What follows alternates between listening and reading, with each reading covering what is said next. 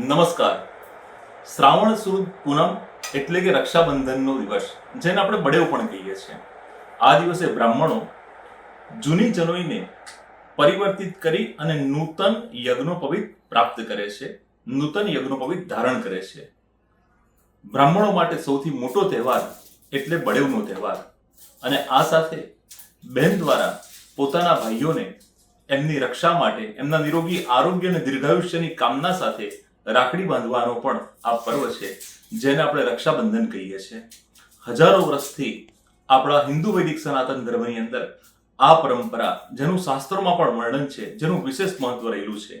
શનિવાર 9 ઓગસ્ટના રોજ શ્રાવણ સુદ પૂર્ણિમા રક્ષાબંધનનું પર્વ મનાવવાનું રહેશે. સવારે 7 વાગ્યાથી બપોરે 1 વાગ્યા સુધી ઉત્તમ અને શ્રેષ્ઠ મુહૂર્ત પ્રાપ્ત થાય છે.